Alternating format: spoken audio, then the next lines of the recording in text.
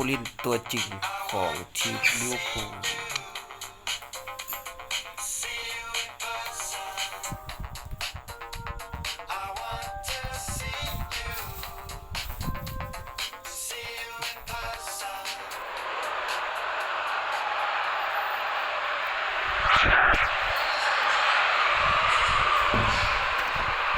สบายดีนะครับการแข่งขันการดินเกมของข้าพเจ้าที่เป็นการเจอทีมอาแจ็กซ์อัมสเตอร์ดัมเข้ามาจังหวะนี้จุดลุยขึ้นมาประตูที่สองจากการเลือกของโดเร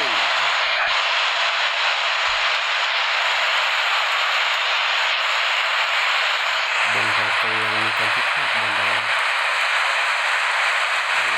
ฝ่ายบอลเสียบพลาด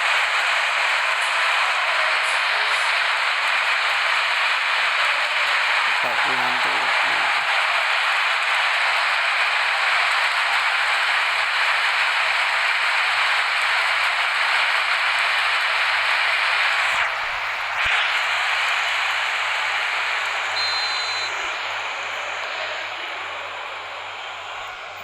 ลิเวอร์พูลต้องแก้เกมใส่โรนัลโด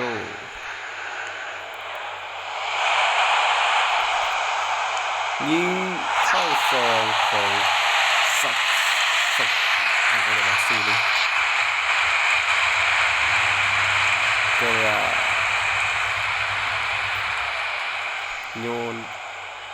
ยาวกับหลังก่อนเชียนี่ลากไปส่งให้โรนัลโดปาดเข้าในไปไม่ได้กับหลังก่อนปาดมากลางยิงจังหวะนี้บอกเข้ากรอบจังหวะยิงของไก่เหรอไม่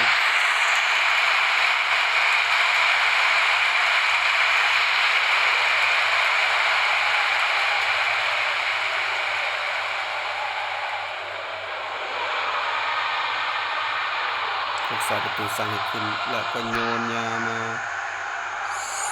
สติกซอเรสโบแมน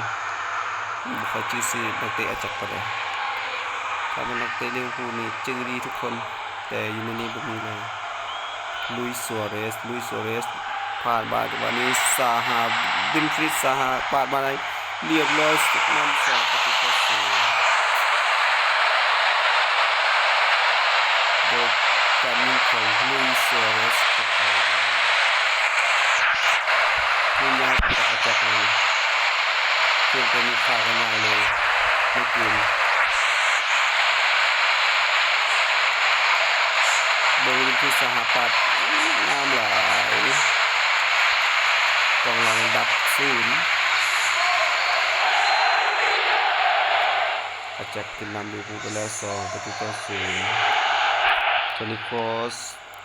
จ่ายบอลมาให้โรนัลโดปาดเข้ามาให้โทนี่โครสเรือบอลลูกนี้ถึกเซฟ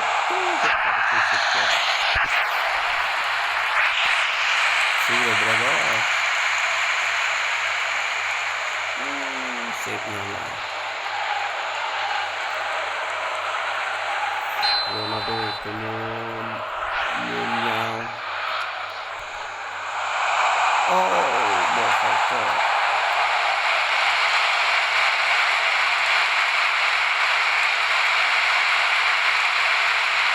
ติดใจทำไมก็ได้นะ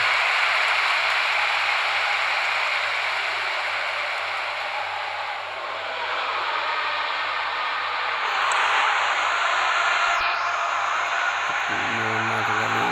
โทนี่โครสกลับบ้านได้เห็นแล้วให้แต่บ่ฮอดชาคุมิมินามิโนะย้ายมาอาแจกคืนแล้วบ่แม่นตอนนั้นอยู่เรดบุลซับบวกเบียดจังหวะนี้มินามิโนะได้จังหวะยิงโทนี่โครสผ่านมาโรนัลโดแตะเข้าซ้ายถึกดักแล้วเอริกไดเออร์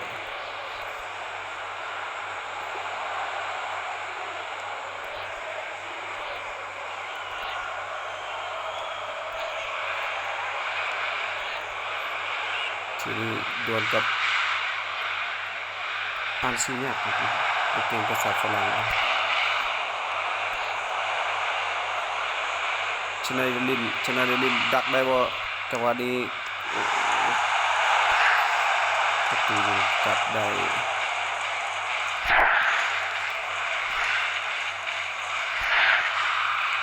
จ่ายมาจังหวะนี้ให้ประกางถูกดักอีกแล้ว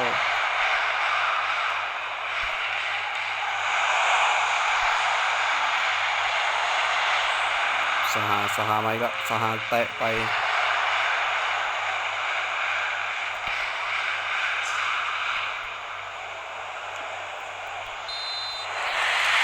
ลดการลดเวลาการแข่งขันช่วงเวลาผลิตโดยซึ่งขึ้นเข้าดาน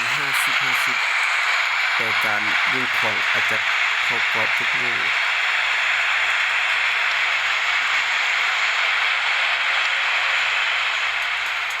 นี่เป็นไฮไลท์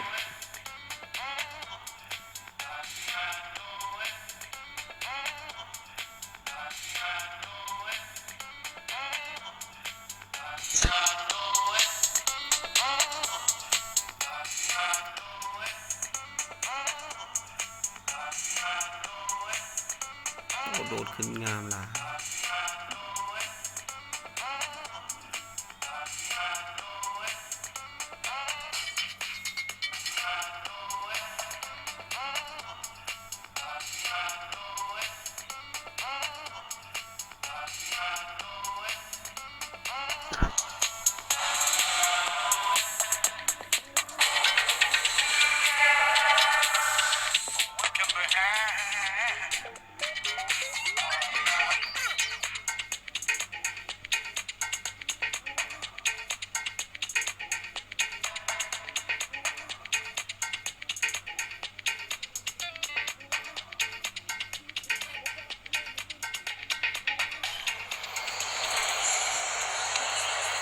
กับข้าวสุกกับข้าวช่วงเวลาที่สอง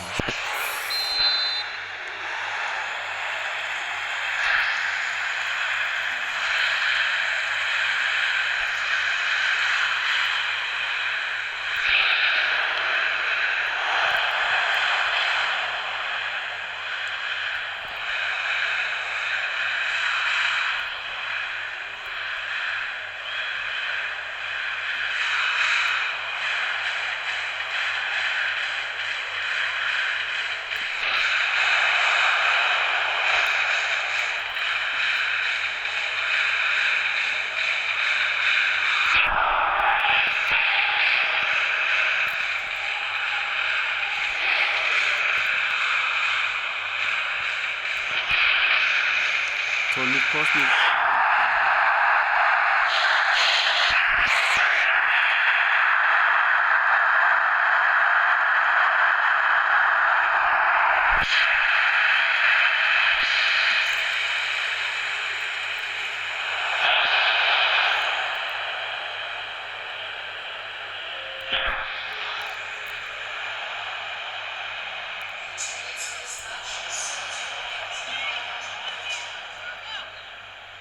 สหาหลุดมาอีกแล้วดวล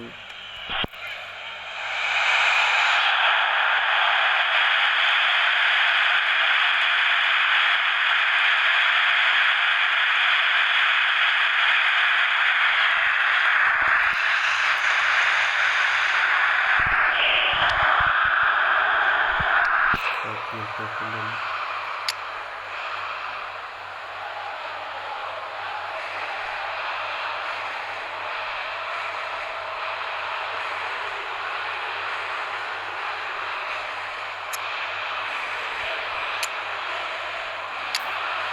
Korea na kulit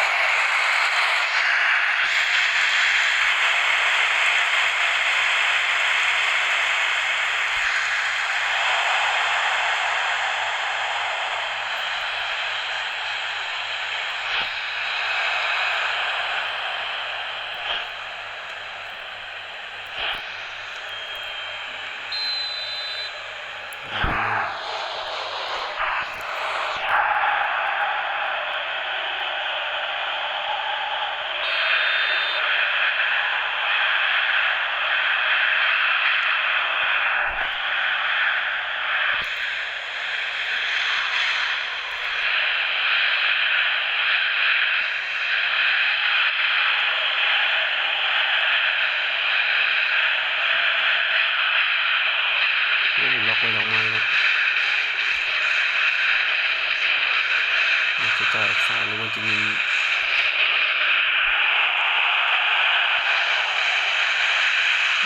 โยนไปกระดึงขา